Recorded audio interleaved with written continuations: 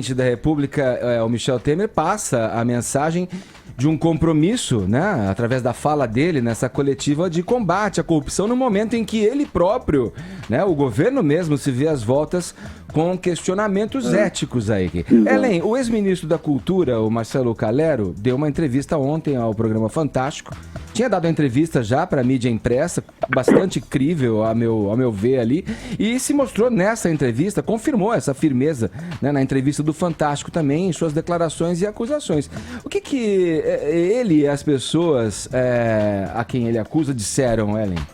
Bom, vamos ver até se, não sei se a gente tem um trechinho do áudio Calero 1 e Calero 4. Temos, tá, então tá, daqui a pouquinho a gente coloca então, mas ele, ao falar ao Fantástico, ele detalhou novamente aquilo que ele tinha dito lá na Folha de São Paulo, né, dizendo que o presidente chegou até ele e propôs, na expressão dele, uma ticana, ou seja, uma trapaça que seria mandar essa questão, já que o IPHAN havia bloqueado ali o tamanho da obra, né, mandar essa questão para a AGU, para a Advocacia Geral da União, e que lá a AGU resolveria o caso.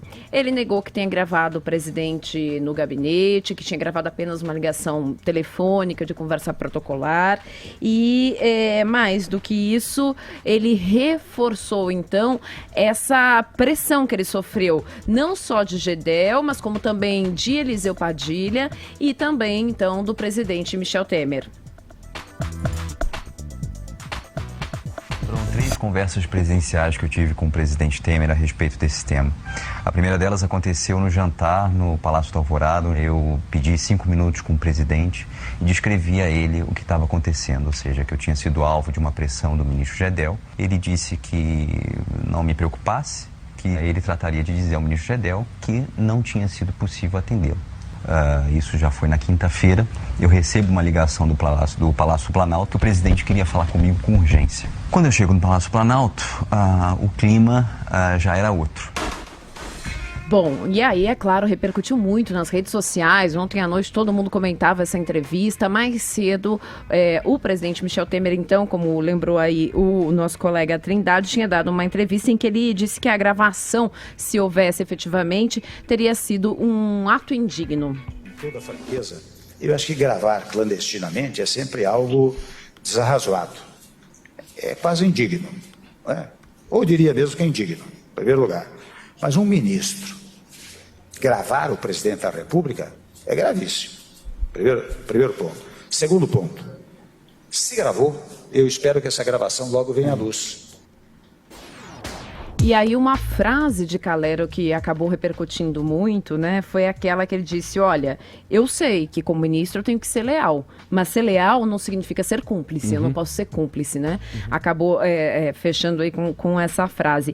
E aí, Trindade, eu quero saber o seguinte, essa coletiva que você nos chamou a atenção ontem, que foi dada mais cedo, foi organizada, teve algum tipo, eu tô curiosa para saber e contar um pouquinho os bastidores, chegou a se fazer algum tipo de recomendação velada, porque numa outra entrevista aqui à tarde, a assessoria do presidente recomendou aos jornalistas que ele só falaria sobre o Líbano. Ele não falaria sobre nenhum outro tema. Era um evento que ele estava aqui numa comunidade libanesa, só falaria sobre. Inclusive, a gente estava especulando, se a gente ia perguntar para ele, né, se nas eleições do Líbano existe dinheiro não contabilizado em eleições, enfim. Só poderia. Aí houve algum tipo de censura do gênero ou não? Não houve. Foi convocada rapidamente, poucas pessoas chegaram a tempo da entrevista e o presidente Helen até ficou disponível ali.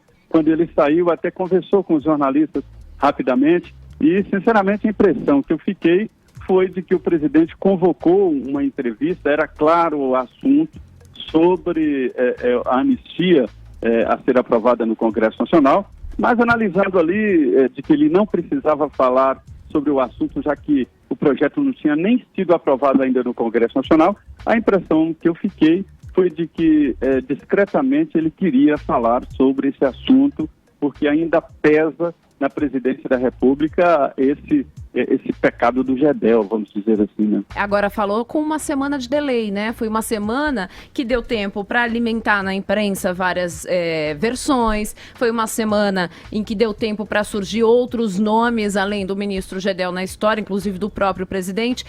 A gente aprende lá na faculdade de jornalismo, quando você tem uma disciplina de assessoria de imprensa, algo chamado de comunicação de crise. E a primeira regra que a gente aprende é que quando tem uma crise, a gente vem a público e diz, olha, aconteceu, vamos lá, vamos explicar esse negócio, né?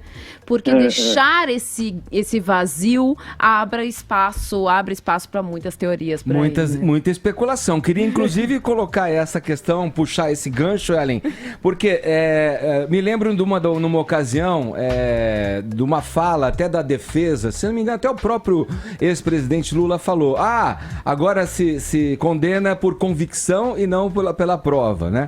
A gente está diante de uma política viciada. Então vem um ministro que se demite, o ministro da Cultura pede demissão, se sentindo pressionado a fazer algo ilícito, leva isso ao público, o presidente se pronuncia em cima disso com o atraso de uma semana, gerando discussões e teorias em cima disso, quer dizer, e vem agora a público atender, segundo ele, a voz das pessoas, a voz popular, que não vai aceitar mais isso e vai ficar de olho permanente. Quer dizer, se o cara vai ao presidente, reclama que está sofrendo pressão para cometer algo ilícito, dar uma canetada e liberar um empreendimento imobiliário numa área de proteção ali.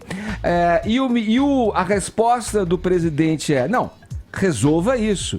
Não me crie problema de articulação. Quer dizer, aventando a possibilidade que a negativa geraria um conflito ali entre pessoas, e no caso o maior articulador dele, que era o Gedel, ali à frente da secretaria, quer dizer, você já tem dados suficientes para pensar o errado, né? Você concorda comigo que a tendência do pensamento vai para um lado, assim, funciona desse jeito, esse é o modo da política funcionar, olha aí como estamos à frente de mais um ilícito aí, hein? Mas é assim mesmo, Edgar. A política funciona, infelizmente, ainda assim, né? Os interesses pessoais. A gente vê no Congresso Nacional Salão Verde, é um mercado peça, é um local de negócios, né? Não de fazer política. O mandato está incluído entre as propriedades das pessoas e usam o mandato para ganhar dinheiro, né? Para fazer negócios, para aproximar do Estado.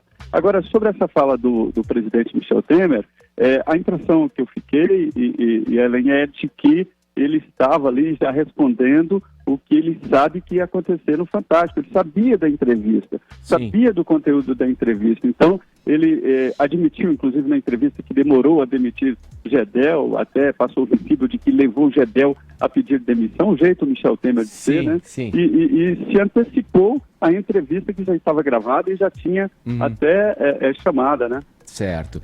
Trindade, obrigado pelo papo, ótima semana para você aí em Brasília. É isso, vamos começar essa semana. Um grande abraço.